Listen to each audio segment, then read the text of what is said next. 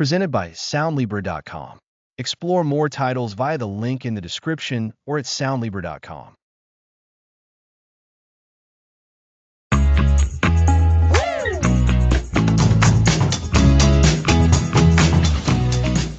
Welcome to the Authenticity Project. We're diving into the masks we wear. I'm so ready for this. But before we jump in, just a quick heads up. While we're discussing mental well-being and personal growth, this isn't medical or professional mental health advice, so please consult with a professional for your specific needs. Great point, Lisa. Now, from a young age, we learn to adapt, observing what gets approval. We start to curate our personalities. And those curated personalities become masks. A brave face when struggling, a cheerful facade when down, or false confidence when self-doubting. The more we wear these masks, the more energy it takes. It's like holding a heavy weight. Pretending requires constant vigilance. It sounds like a full-time job managing all those personas. What's the cost? The cost is immense. When maintaining a facade, we're not connecting with others, but with the mask. This can lead to deep loneliness, feeling misunderstood or unseen. If I show you a constructed version of myself, you're not getting to know me, but the performance. Precisely. And we also disconnect from ourselves. Focused on what we should be, we lose touch with who we are. Our true desires and needs get buried. So the antidote is authenticity. But what does that really mean? It's such a buzzword. At its core, authenticity means being true to yourself, aligning your inner world, thoughts, feelings, values with your outer world, actions, words, behavior. It's living in integrity. It's not about being perfect or hurtful. It's about being genuine, but with awareness and kindness. Vulnerability is a pathway to connection. Imagine playing your unique melody, not replicating someone else's song. That's beautifully put. This journey begins with recognizing the masks. One big reason is the fear of judgment, worrying about what others think of our imperfections. Fear of judgment is huge. Social media shows us curated lives, making us feel we don't measure up, so we present a polished, sometimes inaccurate, version of our own. Another reason is the desire for approval. We've learned certain behaviors earn praise, so we repeat them, even if they don't resonate. It's like being a large-scale people pleaser. Sometimes we wear masks because we don't know ourselves well enough. We've been so focused on fitting in, we haven't figured out what's truly important to us. That lack of self-awareness is a significant driver. Without knowing your core values or desires, it's easy to adopt expected ones. It's like going through life with a borrowed compass. So, the Authenticity Project will guide us to reconnect with our true selves and live more authentically. That's the plan. We'll explore where we hide behind masks and discover how to shed those layers. We'll discuss the inner critic, courage, vulnerability, values, communication, boundaries, and more. It sounds like a journey of liberation. If pretending is exhausting, living authentically must be energy-giving. Absolutely. When you stop expending energy on a false front, you free up power to be present, connect deeply, and pursue what truly matters. It's about stepping into your own power, experiencing peace and fulfillment. So, episode 1 is about recognizing our masks and why they tire us out. We've defined authenticity as being true to ourselves, aligning inner and outer worlds.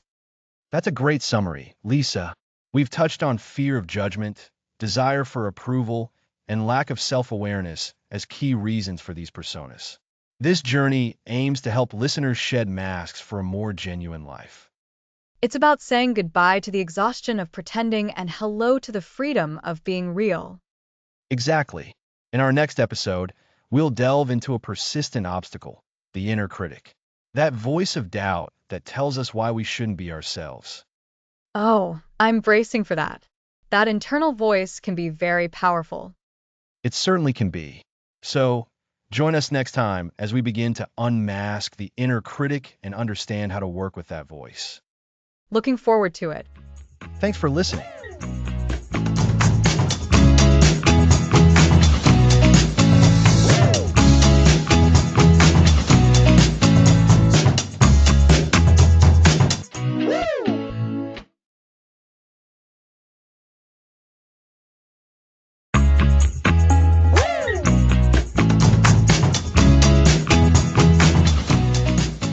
Welcome back to the Authenticity Project. Last time, we talked about the masks we wear and how exhausting pretending can be. Now, let's tackle the source of so much of that pretense, our inner critic. The inner critic, that voice that points out flaws, second guesses our decisions, and makes us feel like we're not good enough. It's a constant internal commentator that often leads us to put on those masks. Exactly. And it's so powerful because it feels like our own voice. But often, this inner critic is a collection of beliefs and judgments absorbed from our past, experiences, upbringing, society. It's like a compilation album of criticisms we play on repeat. A compilation album of criticisms. What a picture. So, this harsh inner voice isn't innate. It's something we pick up? Largely, yes. As children, we're more spontaneous. As we grow, we internalize feedback. Sometimes that feedback can be damaging. If a child is constantly told they're too sensitive or too loud, they might internalize that as, I am inherently flawed. And then that becomes the script the inner critic replays. So, the critic isn't necessarily trying to help us? That's a crucial point. On the surface, the inner critic might sound like it's protecting us, saying things like, you shouldn't try that, you'll fail, or don't speak up. People will think you're foolish. It feels like self-preservation, but it can lead to self-sabotage. It keeps us in our comfort zone, but it also prevents growth and authentic living. It's like a security guard who locks you in your house for your own good, but then you miss out on life. That analogy hits home. So, how do we even begin to identify this inner critic and its messages? It feels so ingrained. The first step is awareness. Start listening. When you feel doubt, the urge to hold back, or an internal monologue of self-criticism, pause. Ask yourself, who is saying this? Is it helpful, or is it that harsh critic? So, it's about becoming a detective of our own thoughts? Precisely. And a good detective looks for patterns. Does your inner critic always attack the same areas? Maybe your appearance, intelligence, social skills, or professional capabilities. Noticing recurring themes shows you the critic's favorite targets. And what if those themes are painful? For example, someone with body image issues and the critic is relentless? That's where it gets tough. The first step is acknowledging the critical thought without necessarily believing it. You can even personify your inner critic. Give a name, imagine it as a small, anxious character whispering in your ear. This creates distance, so its voice doesn't feel inseparable from your own identity. Giving it a name, that's interesting. It makes it less of an all-powerful entity and more of a distinct, unwelcome presence. Exactly. Once you've identified a critical thought and created distance, the next step is to challenge it. This isn't about arguing, but questioning the validity of the critic's statements. Ask, is this thought actually true? Is there evidence to the contrary? Would I say this to a friend? Oh, that last one is powerful. We are often so much kinder to others than we are to ourselves. We really are. This is the essence of moving from inner criticism to self-compassion. Instead of accepting the critic's harsh judgment as fact, choose to respond with kindness. If your inner critic says you're so incompetent, you messed up that presentation, counter with, I prepared as best I could, and even though it wasn't perfect, I learned from it. Or simply, it's okay to make mistakes. So, identifying the voice, creating distance, and then questioning and reframing its messages with kindness. That sounds like a lot of work, but also incredibly freeing. It is. Remember, this isn't about eliminating the voice entirely, at least not first. It's a process. The goal is to reduce its power, to prevent it from dictating our actions and our self-worth. Think of it like learning to swim. Your inner critic is like wild splashing. Self-compassion is learning to stroke smoothly. And as we reduce the inner critic's power, we pave the way for more authenticity. When we're not battling internal negativity, we feel more comfortable being ourselves. Absolutely. This process of unmasking our inner critic is foundational to living authentically. When we're under fire from our own minds, we build walls and hide our perceived flaws.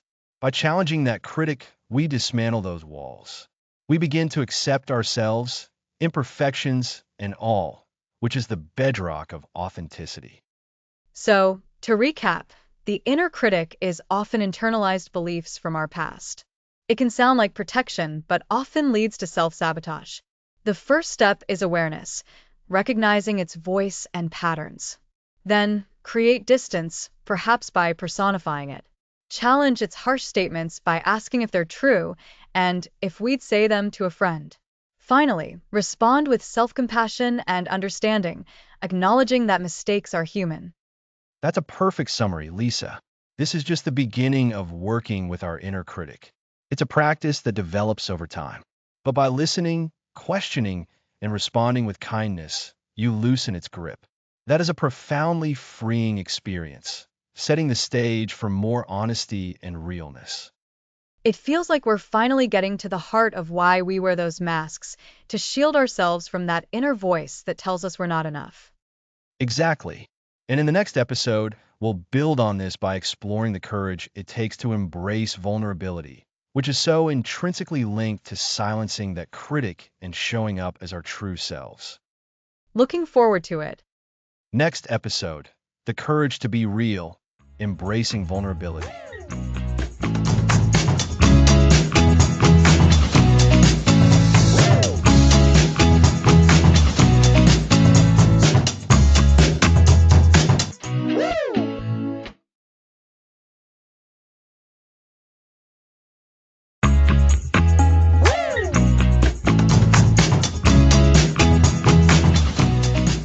Welcome back.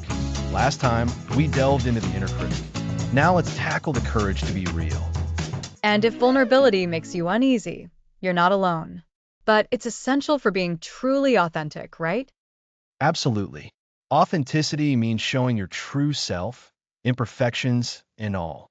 Hiding those parts means wearing a mask, which is exhausting. Embracing vulnerability means recognizing that our imperfections make us human and allow for genuine connection. So, what is vulnerability exactly? It can sound like exposing ourselves to hurt. It can feel that way. Vulnerability is about emotional exposure, being willing to be seen, even when you can't control the outcome. It's courageous openness. It's the willingness to risk discomfort for connection, growth, and a more authentic life. It's saying, this is me with all my messy bits. Messy bits. I like that. How does this connect to the inner critic? It seems to want those hidden. Precisely. The inner critic says, don't show them that. They'll judge you. Vulnerability counteracts this by saying, I have doubts, I've made mistakes, I feel scared, but I'm still worthy of love.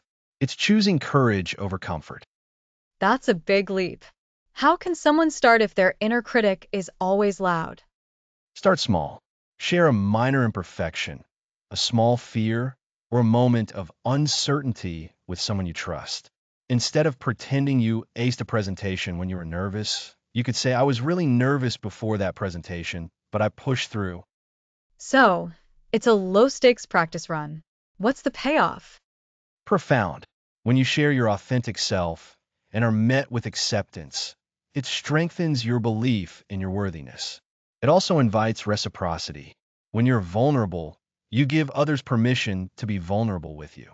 This forges deep connections, moving beyond surface level to true intimacy. That makes sense. It creates a safe space. But what if the reaction is judgment? That's the risk. However, someone else's reaction often reflects them, not your worth. Even in those moments, you've practiced courage. You learn you can survive being seen. You also learn who is safe to be vulnerable with. And if it doesn't go well, be kind to yourself. You took a brave step. So, it's about our resilience and self-compassion after the act, too. Exactly. Vulnerability builds resilience. Every uncomfortable sharing makes you more equipped for future challenges. You realize you can be imperfect and still be okay. This reframes vulnerability as a tool for connection and self-discovery. What are a couple of actionable steps for someone listening? First, identify one small area where you tend to overpolish your image or hide a minor insecurity. Practice sharing that small truth with a trusted person. Second, pay attention to your internal dialogue. When your inner critic tells you to hide, gently challenge it. Ask yourself, what's the worst that could truly happen if I were just a little more open? Those are fantastic, manageable steps.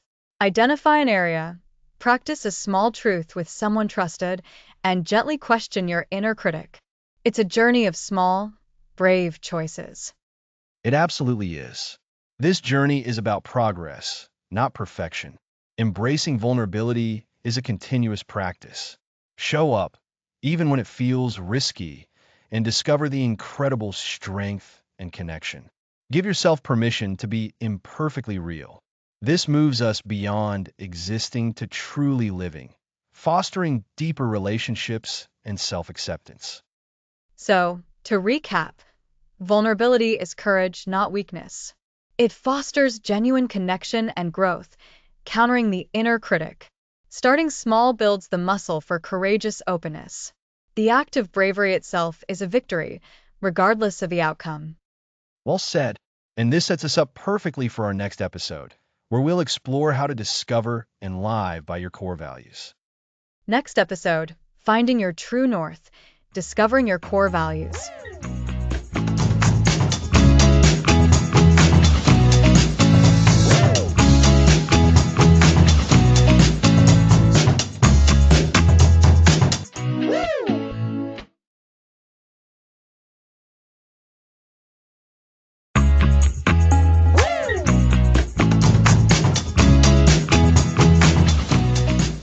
Welcome back to the Authenticity Project. Last time, we discussed the courage to be real and embracing vulnerability. Today, we're digging deeper. We're finding your true north and discovering your core values. That sounds like a really important step, Alex. If episode 3 was about opening ourselves up, this feels like finding the compass that guides us when we're being open. Exactly, Lisa. Think about it. If you're living your life without a clear understanding of what truly matters to you, how can you be sure you're even heading in a direction that feels right? So, what are core values and why are they so vital for living authentically? We'll break that down, and then we'll give you some practical ways to uncover your own. I'm ready to find my compass. So, Alex, let's start with the basics. What exactly are core values? Great question. At their heart, core values are the deeply held beliefs that guide your behavior and decision-making. They are the principles that are most important to you. They're not just things you like, but things you stand for. For example, honesty, integrity, kindness, creativity, adventure, security, achievement. These are all potential core values. They're like the fundamental pillars of your personality. So, they're like the invisible rules we live by, the things that make us feel good or bad about our choices. That's a fantastic way to put it, Lisa. They absolutely influence how we feel. When you act in alignment with your core values, you tend to feel energized, centered, and at peace. You feel like you're being true to yourself. This is the essence of authenticity. And the flip side? When we ignore our core values. When we act against our core values, that's when that feeling of exhaustion, of wearing a mask, can really creep in. We might make decisions that please others or go along with the crowd, but deep down, it gnaws at us because it doesn't feel right. It creates internal conflict. For instance, if you deeply value honesty, but you find yourself telling white lies regularly, you'll likely feel that disconnect. It's that feeling of unease, of not being fully yourself. That makes so much sense. It explains why sometimes I feel so drained after a day of doing things that on the surface seem fine, but I just feel off. It's probably because I've strayed from what truly matters to me. Precisely. And this is why identifying your core values is such a powerful step. They act as your internal navigation system. When you know your values, making choices becomes clearer. Should you take that job? Accept that invitation? Spend your time this way or that way. Your core values help you filter these decisions. They provide a framework for making choices that serve your authentic self. So, with these values as our guide, we can make choices that lead us toward a more authentic life. But how do we actually find them? It feels like a big task. It can feel big, but we can break it down. The first step is awareness. We often operate on autopilot, and our values remain dormant. So, let's invite some self-reflection. One way to start is by looking at moments when you felt genuinely proud, fulfilled, or deeply satisfied. What were you doing? Who were you with? What principles were at play? Okay, so think about peak moments in my life. What was I doing, and what felt important about that moment? Exactly. For example, were you helping someone and feeling a profound sense of purpose? That might point to a value like compassion or service. Were you creating something, lost in the process? That could indicate creativity or passion.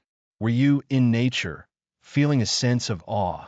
Perhaps at a value related to connection with the natural world or peace. That's a great starting point. What else?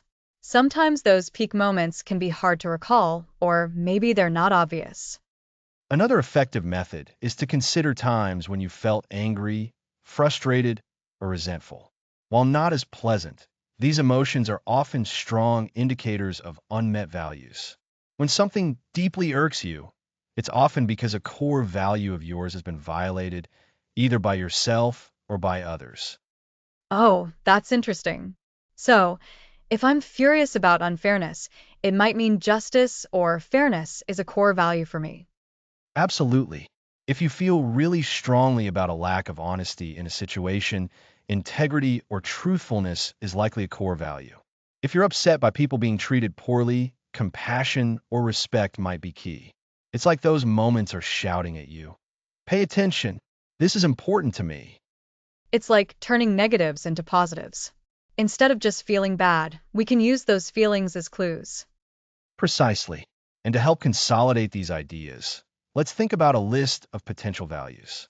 I'd encourage our listeners to jot these down, or even better, to pause and think about which ones resonate most deeply.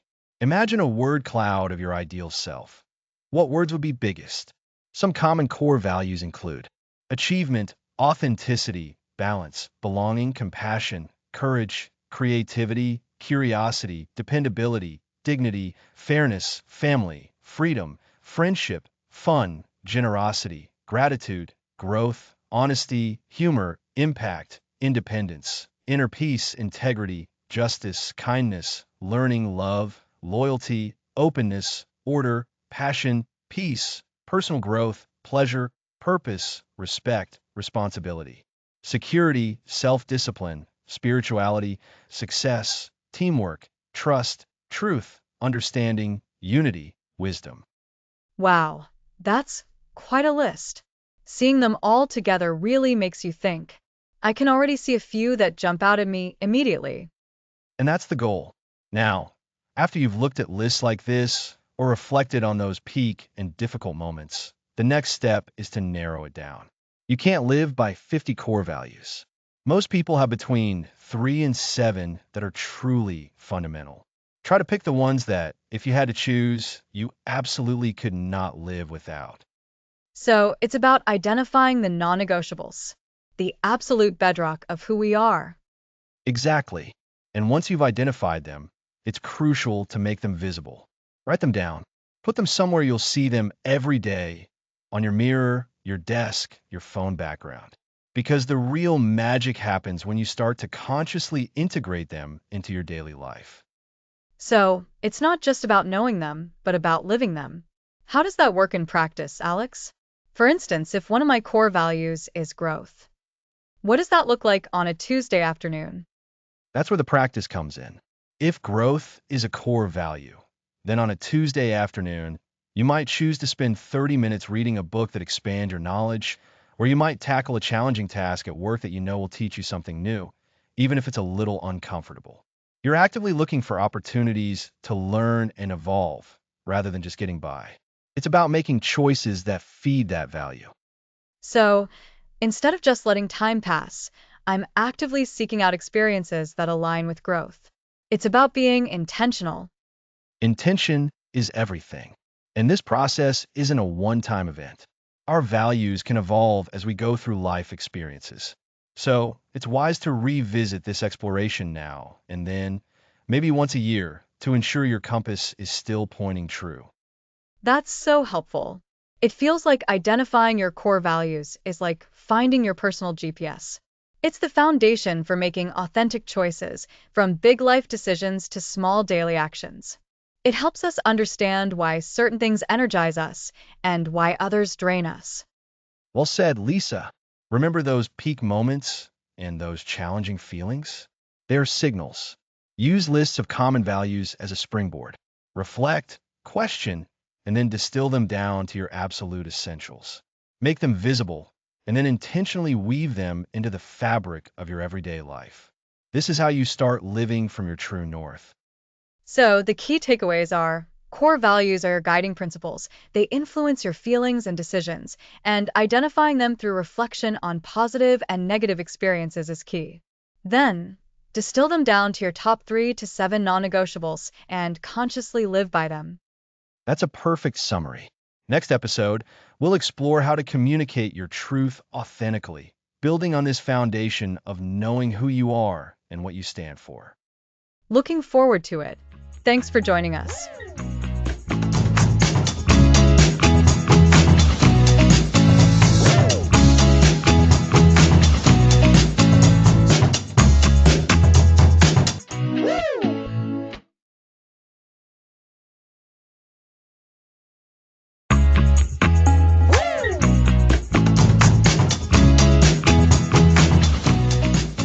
Welcome back to the Authenticity Project. Last time, we delved into discovering your core values. Now, we're putting that compass to work. Today, we're exploring episode 5, Authentic Communication, speaking your truth kindly. That's such a crucial step, Alex.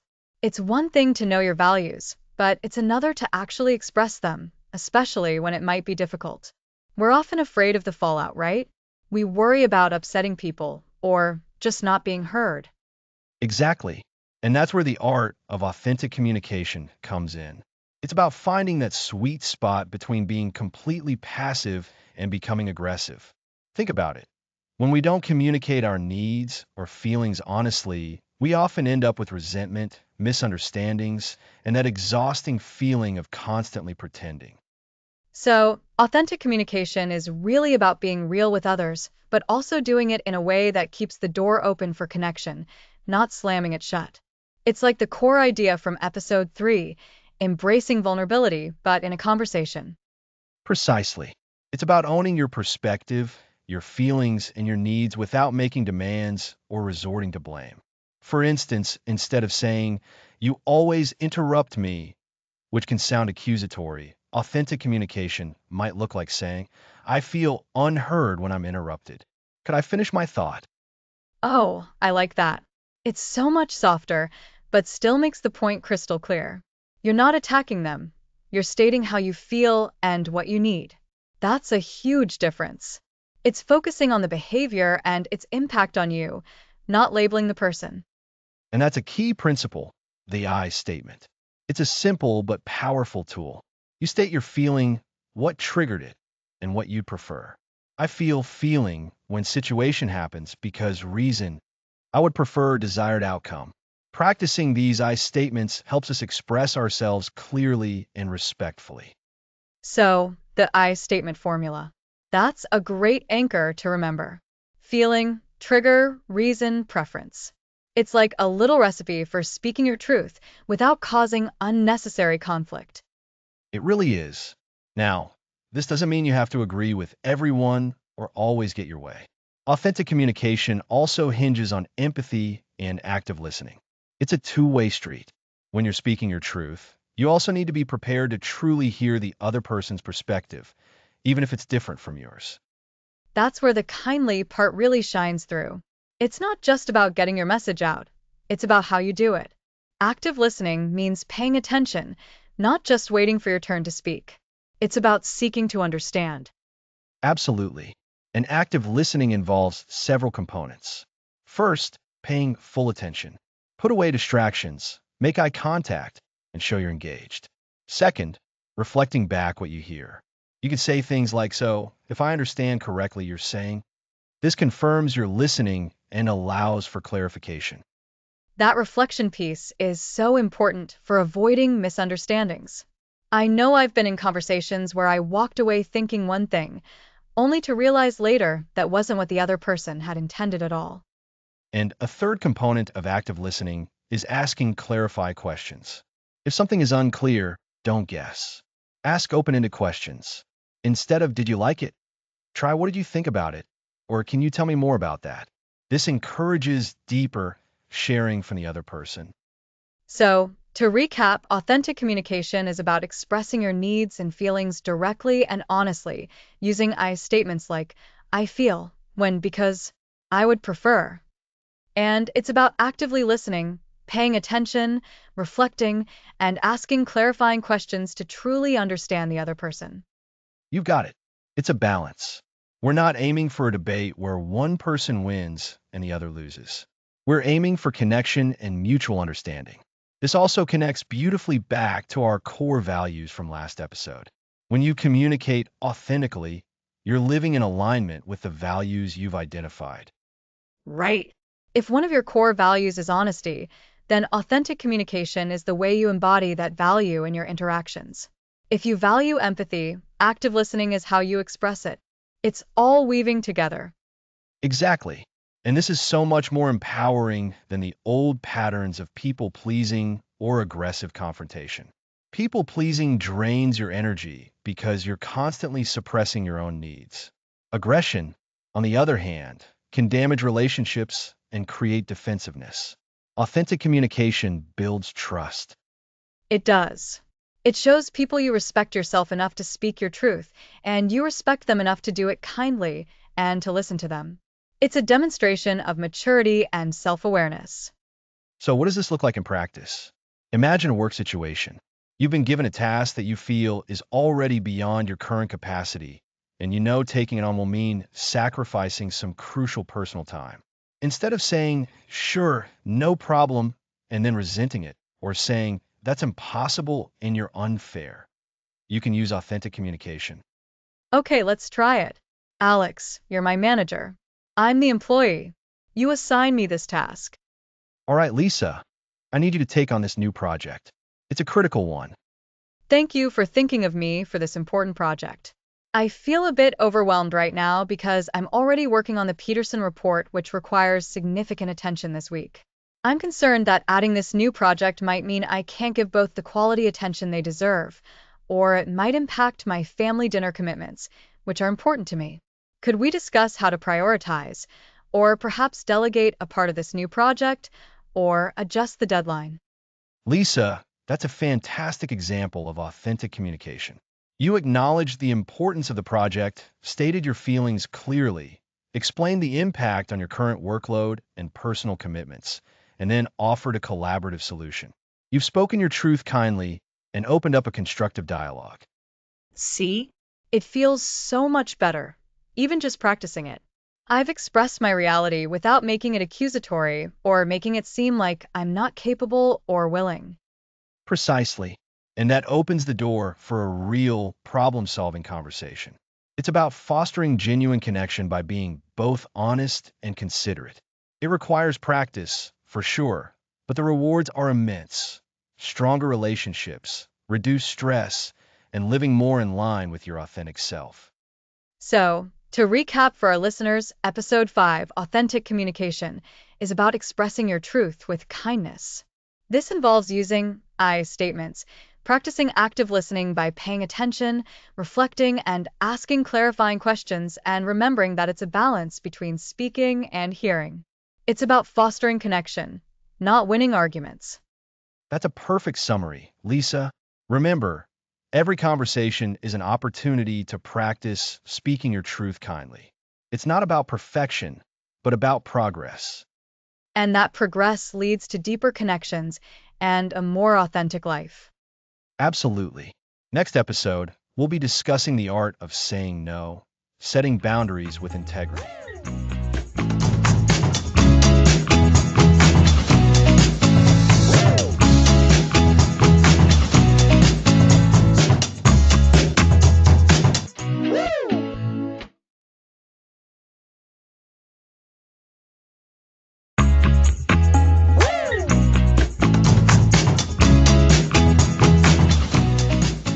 Welcome back to the Authenticity Project. We explored how to speak our truth kindly. Now, we're tackling the art of saying no. Ah, yes, the dreaded no. For many of us, saying that simple word feels like an insurmountable challenge. It's often tied to a deep-seated fear of disappointing others, of being seen as unhelpful, or even worse, being disliked. Exactly, Lisa. This is where our journey into authenticity really hits a practical test. We've talked about discovering our core values in episode 4 and authentic communication in episode 5, setting boundaries, which is fundamentally about saying no when necessary, is how we protect those values and ensure our communication remains authentic, not just a performance of agreeableness. So, saying no isn't about being selfish or uncooperative. It's about being honest about our capacity and our priorities. It's about integrity, honoring our own needs and commitments. Precisely. Think of your energy, your time, and your mental space like a precious resource. When you constantly say yes to things that don't align with your values or that overextend you, you're draining that resource without replenishing it. This isn't sustainable, and it certainly isn't authentic. It leads to resentment, burnout, and a feeling of being completely out of control. And often, people pleasing is at the root of why we struggle to say no. We want to be liked, we want to be seen as good people, so we bend over backward to accommodate others, even when it comes at our own expense. That people-pleasing tendency is a powerful habit to break. It's learned behavior, often stemming from childhood, where our worth might have felt tied to how helpful or compliant we were. But as adults, living authentically means recognizing that our worth is inherent.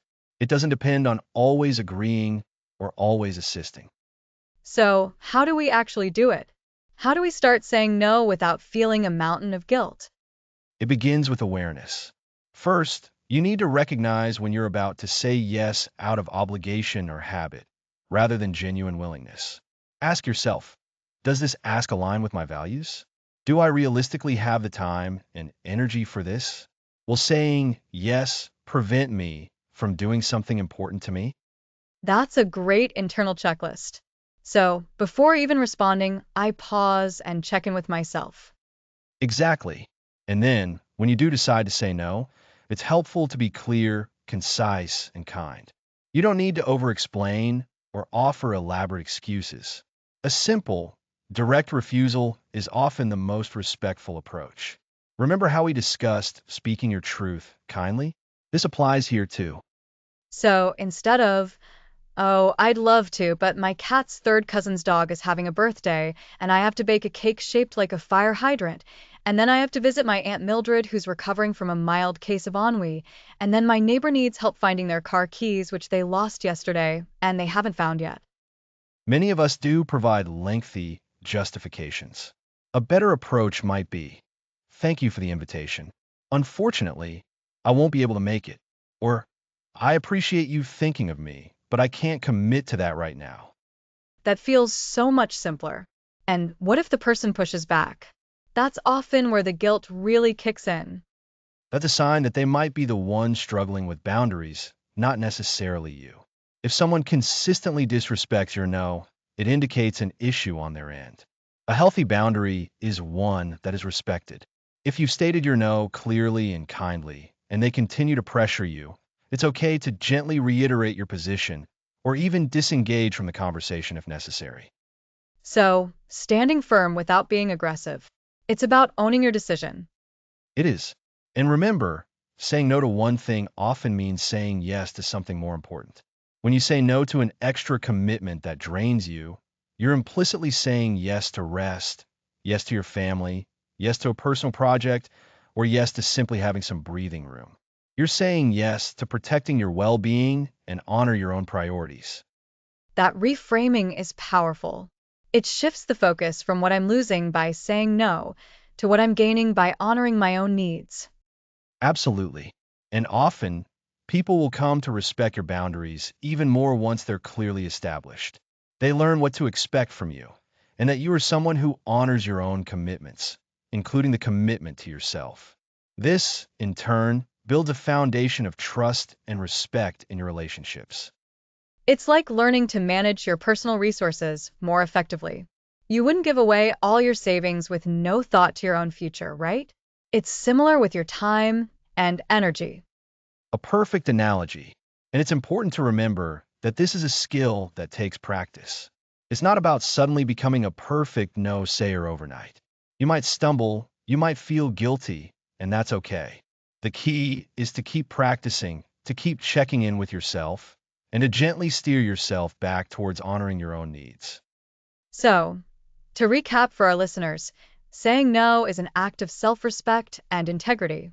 It's about protecting your energy and time, aligning with your core values, and ensuring your commitments serve your authentic life rather than detract from it.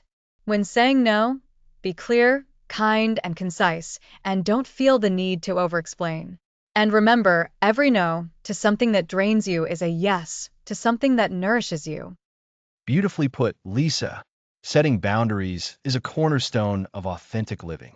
It's how we ensure that we're not just living a life prescribed by others, but a life that truly reflects who we are and what we value. It feels like another significant step in shedding the masks and embracing our real selves. It absolutely is. And this leads us perfectly into our next episode.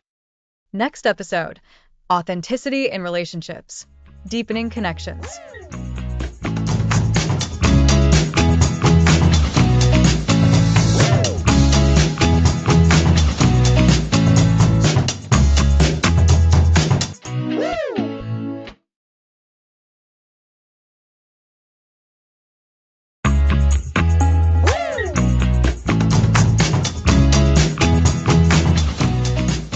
Welcome back to the Authenticity Project. Last time, we explored setting boundaries. Absolutely, Alex. Saying no to protect your energy is a huge part of showing up as your true self. Exactly. And today, we're applying that foundation to one of the most rewarding yet challenging areas of our lives, our relationships. We're diving into authenticity in relationships, deepening connections. Relationships. They're where we often crave genuine connection the most. But showing up as our true selves can feel risky. It really can. We worry about judgment or rejection. But true intimacy, the kind that nourishes us, can only blossom when we are authentic. Pretending builds walls, not bridges. So, what does authenticity in relationships look like in practice? How do we start truly connecting? It starts with the willingness to be seen, fully seen, for who we are, imperfections, and all. Think of it like inviting someone into your home. You wouldn't just show them the perfectly staged living room. That's a great analogy. It's about letting people into the real picture, not just the highlight reel. Precisely. An essential part of showing up authentically is through reciprocal vulnerability. Remember how we talked about vulnerability as the courage to be real? Yes, it's about opening ourselves up to potential hurt, but also to deep connection. Right? And in relationships, vulnerability is a two-way street. It's about creating a safe space for the other person to share their deepest thoughts and feelings. When you share something personal and are met with understanding, it deepens trust. And that trust is the bedrock of any strong, authentic relationship, isn't it? It allows us to feel safe enough to be ourselves. Absolutely. So, how do we foster this reciprocal vulnerability? It begins with small, consistent acts of sharing. It might be sharing how a difficult day made you feel, admitting a fear, or expressing genuine appreciation. These are windows into your inner world. And as we offer our own vulnerability, we must also be good listeners, right? To receive it well when the other person opens up. You've hit on a critical point, Lisa. Active, empathetic listening is paramount. It means truly hearing what the other person is saying, not just waiting for your turn to speak. It's about understanding their perspective. This is where genuine connection happens. When someone feels truly heard, they feel valued. So, it's listening with the intent to understand, rather than to reply. Exactly. And this naturally leads us to navigating conflict constructively. Because when two authentic people come together, there will be disagreements. Oh, definitely. Authenticity doesn't mean no conflict. Trying to avoid conflict by pretending everything is fine is actually inauthentic. Authentic relationships embrace conflict as an opportunity for growth, not as a sign of failure. The key is how we navigate it. Instead of attacking or withdrawing, we aim to express our needs and feelings clearly and respectfully, using I statements. Ah, yes, the I statement technique. So, instead of saying, you always make me feel ignored, it would be, I feel ignored when plans change at the last minute. Perfect example. It focuses on your experience and feelings rather than assigning blame. We're being authentic about our own internal experience, which is precisely what we want to encourage in others. So, by being vulnerable and expressing our needs clearly, we invite the other person to do the same and create a space where disagreements can be resolved with mutual respect. Precisely. And this leads to deeper understanding and stronger bonds. It's about being able to say, I see you, I hear you, and I'm here with you, even when things are difficult.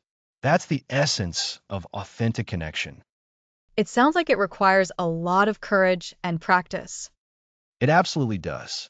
Building authentic relationships isn't a destination, it's an ongoing journey.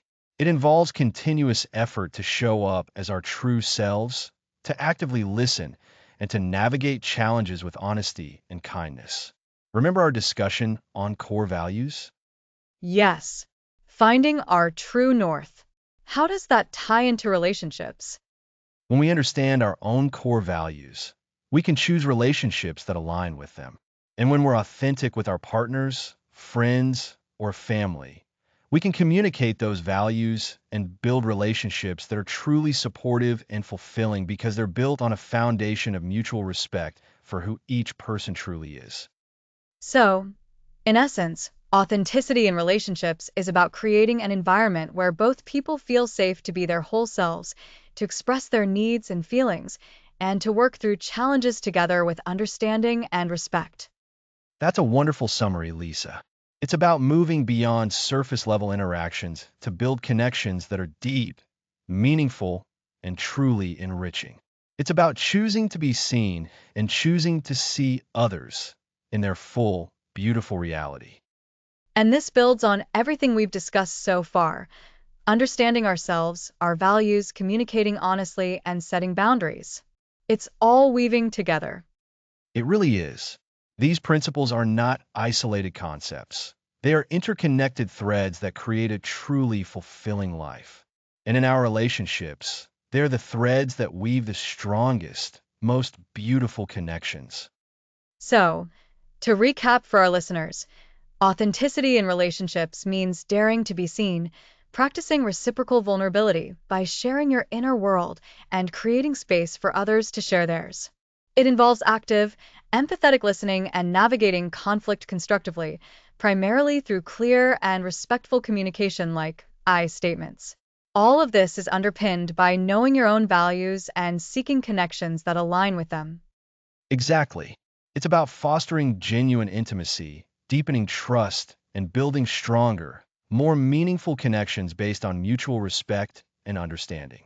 It is challenging, but the reward is a richness in our connections that pretending can never offer. It's a powerful idea. So, what's next for us on this authenticity journey? Well, we've explored authenticity in our personal connections, and the next logical step is to look at how it shapes our professional lives. So, next time, we'll be diving into authenticity in your career, finding meaningful work. Ooh, I'm looking forward to that. Thanks for sharing these insights today, Alex. My pleasure, Lisa. And thank you to our listeners for joining us on the Authenticity Project. We'll see you next time for our discussion on finding meaningful work.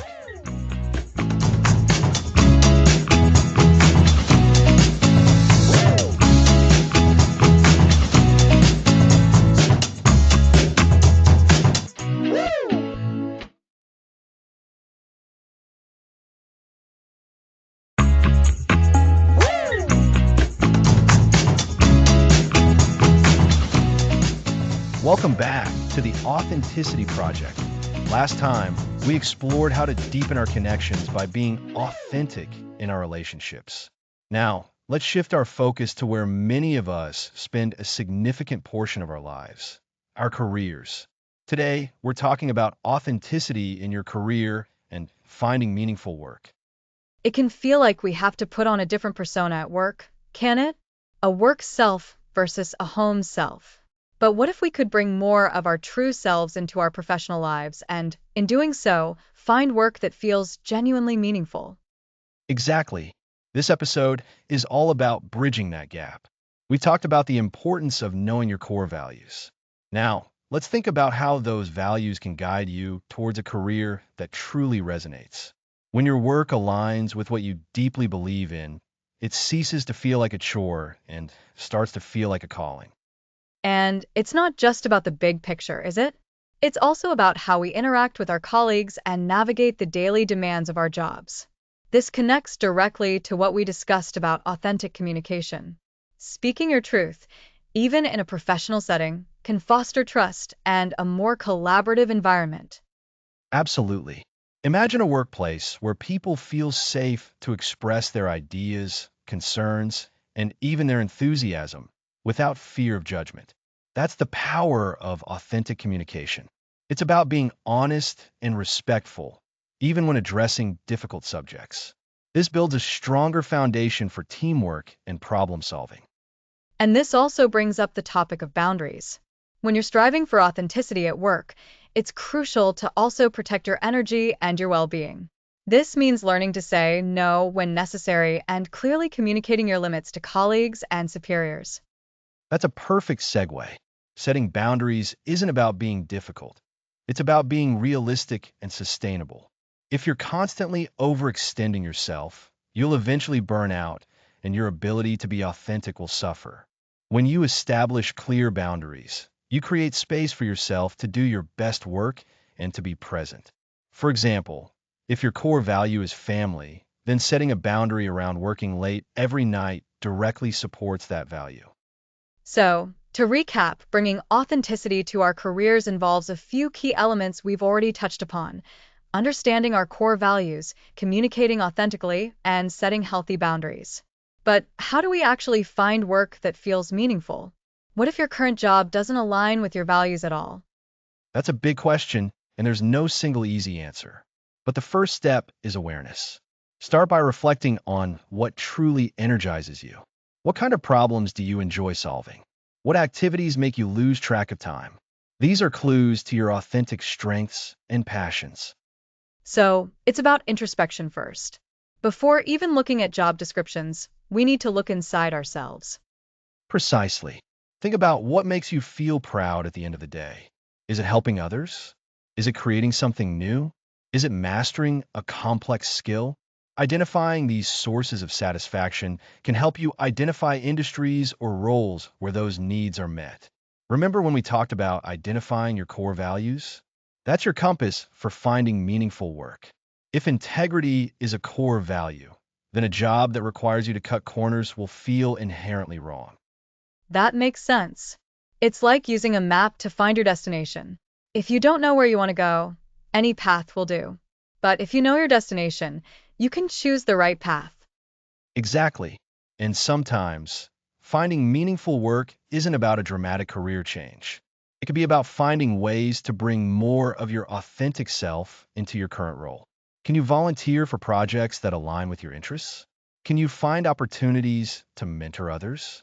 Can you initiate conversations that lead to more authentic interactions? That's a great point. Authenticity isn't always about a grand gesture. It can be in the small, consistent choices we make. Even in a job that seems mundane, you can find opportunities to express your unique skills and perspectives. Perhaps you have a knack for organizing chaotic processes or a talent for making difficult concepts understandable. These are authentic contributions. Absolutely. And think about the impact of this. When you're engaged in work that feels meaningful, you're not only happier, but you're also likely to be more productive and innovative. It's a win-win. The energy you gain from meaningful work can spill over into other areas of your life. And for those who feel truly stuck, what would be your advice? The ones who think, this is just a job, it can't be meaningful? I'd encourage them to start small. Even if your current role isn't your dream job, look for opportunities to infuse it with your authentic self. Perhaps it's bringing your unique sense of humor to team meetings or sharing your expertise in a way that helps others. Also, consider what aspect of your current job do you find engaging? Are there transferable skills you're developing? Can you seek out training or projects that lean into those strengths? So, it's about looking for sparks of meaning, even in challenging environments, and then fanning those sparks. Precisely. And this journey of finding meaningful work is often iterative. You might try something and discover it's not quite right, and that's okay. It's all part of the learning process. The key is to stay connected to your values and to be willing to adapt and grow. It's about aligning your professional life with who you are, not just what you do for a paycheck. It sounds like finding authentic work is about finding a place where you can express yourself, contribute meaningfully, and feel a sense of purpose, all while maintaining your integrity and well being. It's about bringing your whole self to work rather than leaving parts of yourself at the door. That's a perfect summary, Lisa. And remember, this isn't a one-time fix. It's an ongoing process of self-discovery and intentional choices. By making conscious decisions to align your career with your authentic self, you can transform your professional life into a source of fulfillment and joy. So, to recap this episode, we've explored how to bring authenticity to our careers by first, reconnecting with our core values that guide us to meaningful work. Second, practicing authentic communication with colleagues and superiors to foster trust and collaboration. And third, establishing healthy boundaries to protect our energy and well being. Ultimately, finding meaningful work is about finding where your passions, skills, and values intersect, allowing you to contribute your best self. Absolutely. And this leads us perfectly to our next episode, where we'll tackle the unique challenges and opportunities of authenticity on social media, curating your digital self. Join us then.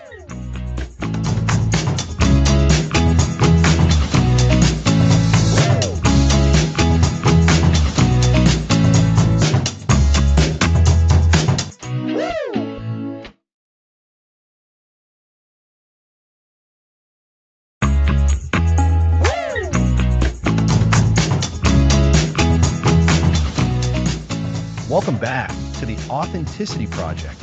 Last time, we explored how to bring authenticity into your career. Today, we're tackling authenticity on social media. Oh, this is a big one, Alex. Social media often feels like a highlight reel. How do we stay authentic when the pressure is to present an idealized version of ourselves? The very nature of platforms encourages us to put our best foot forward, sometimes creating illusion. This constant curation can be utterly exhausting and inauthentic. Exhausting is the perfect word. What's the first step towards being more authentic in our digital lives? The first step is awareness. Recognize that social media often presents a skewed reality. It's not a full picture, it's a curated selection. Understanding this helps detach from constant comparison. So, it's about shifting our mindset away from thinking everyone else has it all together. What are practical ways we can share our real lives, flaws and all, in a healthy way? Share the process, not just the polished end result. If you're learning a new skill, share the messy practice sessions, the mistakes. This makes your content more relatable and celebrates growth. Absolutely. It humanizes you and makes you more approachable. It's like applying the vulnerability we discussed in episode 3 to our online personas. Exactly. And let's talk about authenticity in relationships online. Showing genuine interaction, not just stage photos, builds true connection. So, instead of just picture perfect outings, maybe share a funny anecdote about a family argument that resolved itself? Precisely. That adds depth. And this leads us to resisting the urge to seek constant validation online or outsourcing our self-worth to likes. That's a dangerous game. Our self worth should come from within. Indeed, focus on sharing what genuinely interests you, rather than what you think will get the most likes. This is about intentional sharing for your own fulfillment. Key. Curating your digital self with your own values. It's like a digital extension of your authentic self. Right? And be mindful of who you follow. If certain accounts make you feel inadequate, unfollow them. Your feed should be a source of inspiration and connection. I love that analogy. My digital feed should be a source of inspiration, not demoralization. What else can we do? Schedule digital detoxes or be more present when you're online. Engage meaningfully. Ask yourself, am I truly connecting? When offline, be fully present in real-world interactions. So it's about intentionality, both in what we share and how we consume content, bringing our awareness and our values to our online interactions. Exactly. Discovering your core values is fundamental. Let those values guide your online expression. If you value learning, share articles. If you value kindness, highlight generosity. It circles back to so many themes. Authenticity on social media is about engaging with it in a way that nourishes your well being and reflects your true self. Precisely. It's about having a healthy relationship with social media, where it serves you. It's about genuine connection and self-expression, not perfection. To recap, be aware of the curated nature of social media, share your journeys, be mindful of your motivations, set boundaries by unfollowing triggering accounts, and be intentional with your time online, focusing on genuine connection and values. It's about curating our digital selves consciously. That's a fantastic summary. It's about bringing your authentic self to the digital space. By being mindful, intentional, and value-driven, we can navigate social media to support our authentic lives. This has been so insightful, Alex.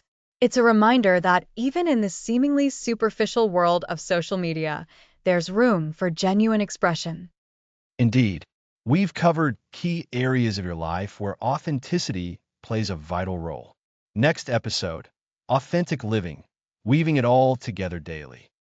Looking forward to it. Next episode, Authentic Living, weaving it all together daily.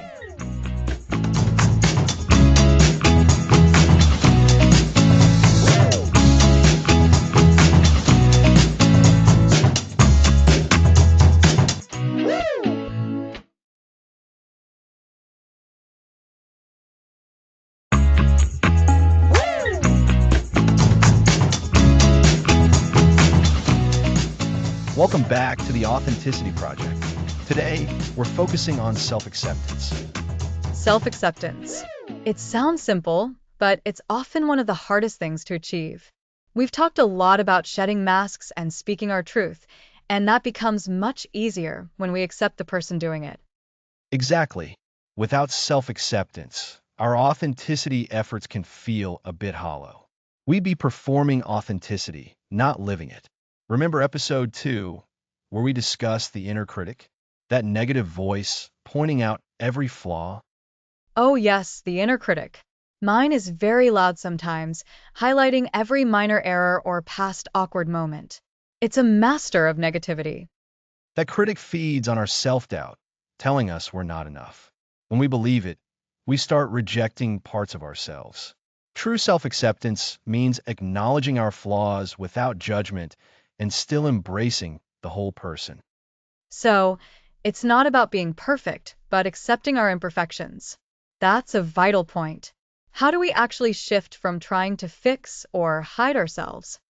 It's a shift that starts with self-compassion. Imagine a friend confiding in you about a mistake or insecurity. Would you criticize them harshly? Never. I'd offer comfort, understanding, and remind them of their strengths. Everyone makes mistakes. Self-compassion is extending that same kindness to ourselves. It means recognizing that struggle and imperfection are part of being human. Instead of self-criticism, we can offer ourselves a gentle, "It's okay, this is hard, but you'll get through it." That sounds revolutionary. Much kinder than how I usually treat myself. So, self-compassion is the first step. What else can help foster acceptance? Mindful awareness is another powerful tool. This means paying attention to our thoughts and feelings, even the critical ones, without judgment. It's like observing them from a distance, like clouds passing. When the inner critic speaks, we can simply note, ah, there's that critical thought again. This creates distance and reduces its power. So we're not fighting the thoughts. We're just noticing them? Just like that. And in that space, we can choose a different, more accepting response. We can also practice gratitude for ourselves. What are you grateful for about you? Not just achievements, but your qualities, your resilience, your unique way of being. Gratitude for myself. I usually focus on others or external things. That's a good exercise. I'm grateful for my curiosity, my ability to connect with people, and my determination. Wonderful qualities. Acknowledging them builds a more positive internal narrative, counterbalancing the inner critic's negativity by highlighting the good. Remember our discussion on core values in episode 4? Accepting ourselves means accepting how our values manifest, even if it's challenging. That's a great callback. It feels like all these pieces are connecting values, communication, relationships, and now, underpinning it all, self acceptance. Absolutely. Because if you don't accept yourself, how can you authentically communicate your truth? It's about recognizing your inherent worth, independent of external validation or achievements. Your worth as a human being is not conditional. That's a profound thought. It's easy to think, I'm only worthy if I achieve X, or I'm only lovable if I'm Y. But you're saying our worth is a given? It is. It's the bedrock of authentic living. In practice, this means being kinder to yourself after mistakes, forgiving yourself, acknowledging your strengths and weaknesses equally, and celebrating your authentic self, the light and the shadow. The light and the shadow. I like that. It feels more real than just focusing on the light. Our shadows are part of our story. They are, and they often hold important lessons. Embracing our imperfections can make us more relatable, more human, and more resilient. When we're not terrified of being found out as flawed, we can be more open, courageous, and at peace. So, to recap, self acceptance is the foundation of authenticity. It involves self compassion, treating ourselves with kindness. We practice mindful awareness to observe critical thoughts without judgment and actively practice gratitude for our qualities. Ultimately, it's about recognizing our inherent worth and embracing our whole, imperfect selves. Beautifully summarized. This is an ongoing practice, not a destination. Some days the inner critic is louder. Some days self-acceptance feels effortless. The key is to return to these practices and keep extending kindness to yourself. It's like tending a garden. Some days are easy, other days require more care, but the growth is always worth it. Well said. Next time, we'll explore how to weave all these threads of authenticity, self-acceptance, communication, values, and boundaries into our daily lives. Next episode, Authentic Living, weaving it all together daily.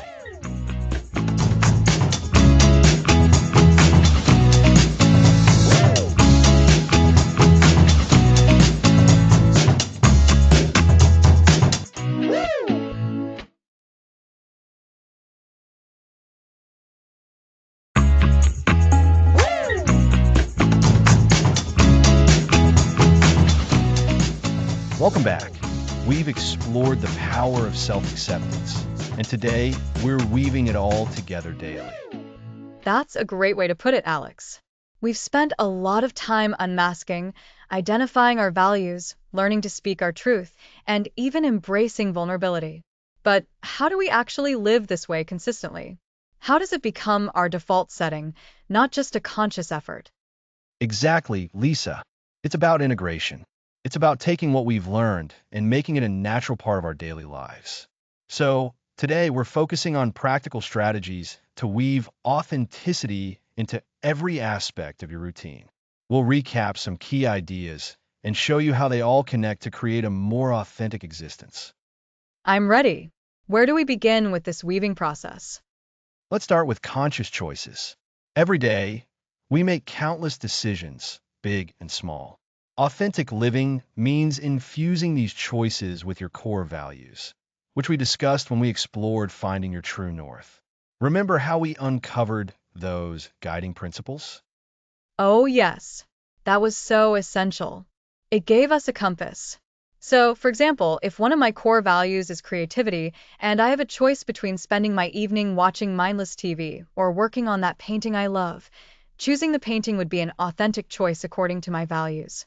It aligns with who I truly am and what brings me meaning. Precisely. It's about aligning your actions with your inner compass, your values. This principle applies everywhere. In your career, are your tasks aligned with what you find significant? In your relationships, are you showing up as your true self, fostering genuine connections rather than just going through the motions? It's these daily alignments that build the foundation of authentic living. So, it's not just about grand gestures, but about the accumulation of small, aligned decisions? Absolutely. It's the power of consistent, small acts. And this brings us to another crucial element, authentic communication. We talk about speaking your truth kindly. Living authentically means expressing yourself honestly, but also with respect for others. This is where I sometimes get tripped up. I might know my truth, but articulating it without causing conflict can be challenging, or feeling like I need to sugarcoat things too much. That's a very relatable challenge. Authentic communication isn't about being blunt or insensitive. It's about finding that balance. It means clearly stating your needs, your feelings, and your boundaries. Remember when we discussed the art of saying no? Saying no authentically is a form of clear communication. It's saying, this is what I can or cannot do, and here's why, without unnecessary justification or apology. Right. So, if a friend asks me to do something I genuinely don't have the energy or time for, an authentic response would be something like, I really appreciate you asking, but I can't commit to that right now because I need to rest, rather than making up a false excuse. Exactly. And building on that, authentic living also involves embracing vulnerability. We touched on this when we discussed the courage to be real. Vulnerability isn't weakness. It's the willingness to be seen, flaws and all. When you're living authentically, you allow yourself to be imperfect. This is still a tough one for me. The fear of judgment that comes with vulnerability is strong. The power of self acceptance was so timely because it really underscored how crucial it is to love yourself, even the parts you'd rather hide. It's directly connected, isn't it? Self-acceptance is the bedrock of vulnerability. When you accept yourself, the fear of what others think diminishes. You realize that your worth isn't tied to perfection. So, in your daily life, this means being okay with making mistakes, admitting when you don't know something, or sharing your struggles. It's about being human and allowing others to connect with that humanity. So, to recap so far, we're talking about making conscious choices aligned with our values, communicating truthfully and kindly, and embracing vulnerability by accepting our imperfect selves. These all seem like pillars for a more authentic daily life. What else is part of this weaving process? Another key aspect is intentionality. In our hurried lives, it's easy to fall into autopilot. Authentic living requires us to be intentional about how we spend our time and energy. Consider your digital life too. Are you intentionally curating what you consume and share, ensuring it reflects your values and true self? Or are you passively absorbing content that might make you feel inadequate? That's a good point. I've noticed that if I spend too much time scrolling mindlessly, I start feeling this vague dissatisfaction, a disconnect from what truly matters to me. Being intentional means actively choosing content that inspires or educates me, rather than just passively consuming whatever the algorithm throws out. Exactly. It's about reclaiming your focus and directing your energy towards what nourishes you. This also extends to your routines. Think about your morning or evening rituals. Are they designed to set you up for an authentic day or wind you down in a way that honors your needs? Perhaps a few minutes of mindfulness, journaling, or simply enjoying a quiet cup of coffee before the day's demands begin. These small, intentional moments can make a huge difference. So, It's about being present and making deliberate choices about where our attention goes. It sounds like authenticity isn't a destination, but a continuous practice, an ongoing journey, as we'll discuss next time. You've hit the nail on the head, Lisa. It is an ongoing journey. The beautiful thing about weaving all these elements together, conscious choices, authentic communication, vulnerability, and intentionality, is that they reinforce each other. When you communicate authentically about your needs, you're also practicing self-acceptance. When you make choices aligned with your values, you're being intentional with your time. It's like a feedback loop where each authentic action makes the next one easier. It's not about achieving a perfect state of authenticity, but about consistently showing up as real as we can, moment by moment. Precisely. It's about progress, not perfection. It's about the courage to keep stepping into your true self, even when it's uncomfortable. And remember, this is a skill that develops over time with practice. Don't be discouraged by setbacks. Acknowledge them, learn from them, and gently guide yourself back to your authentic path. This has been so helpful, Alex. It's amazing to see how all the topics we've covered come together to form a practical guide for living authentically every single day. It's about integrating our values, speaking our truth, being vulnerable, and making intentional choices. And that's the essence of authentic living. It's a way of being, a commitment to showing up as your realest, most honest self in the world. It's challenging, rewarding, and ultimately, the most fulfilling way to live. Thank you, Alex. It's been incredibly insightful. Thank you, Lisa. And to our listeners, thank you for joining us on this journey. We'll explore how to sustain this authentic life as an ongoing practice. Next episode, the ongoing journey, sustaining your authentic life.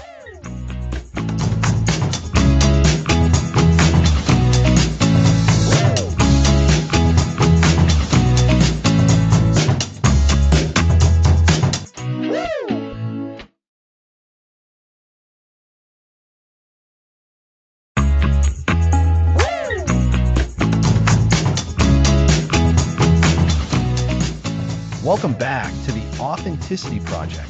This is it, our final conversation.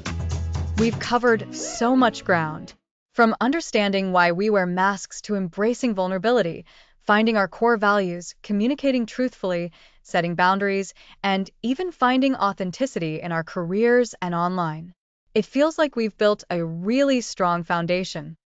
We absolutely have, Lisa. And that's exactly why we're dedicating this final episode to the idea that authenticity isn't a destination, it's a practice. It's a continuous weaving of all these tools and insights into our daily lives. Think of it like tending a garden. You don't just plant the seeds and walk away. You water it, you pull the weeds, you nurture new growth. I love that analogy. So, for listeners who have been with us through all 12 episodes, what are the key takeaways for keeping this authentic momentum going, especially when life throws curveballs? The first and most crucial point is self-awareness. Remember how we talked about the inner critic? That voice doesn't just disappear.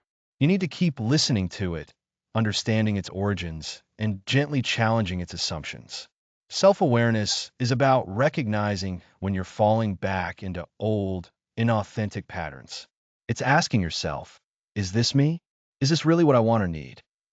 So, it's about that internal check in? Like, am I showing up as my true self right now? Or am I acting based on someone else's expectations? Exactly.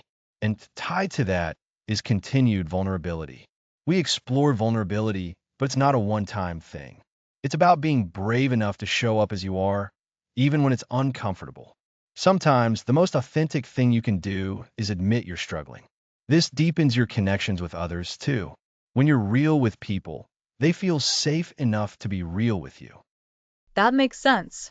If I'm always putting on a brave face, it can be isolating. But admitting I'm having a tough time can actually bring people closer. Precisely. And speaking of bringing people closer, we need to talk about boundaries. Maintaining your authentic self often means saying no, or this is my limit. This isn't being selfish, it's being self-respecting. Constantly overextending yourself, or agreeing to things that drain you will inevitably lead to resentment and inauthenticity. So, regularly reassess your boundaries. Are they still serving you? Do they need adjustment as your life or circumstances change? I think that's a really important point. Boundaries aren't static. They need to evolve. What was a firm boundary this year might need to be softer or firmer next year. Absolutely. And we also need to remember the power of self-acceptance. It's so easy to fall into the trap of thinking we need to be perfect to deserve love or belonging. But authenticity is about accepting all parts of yourself, the good, the bad, and the messy.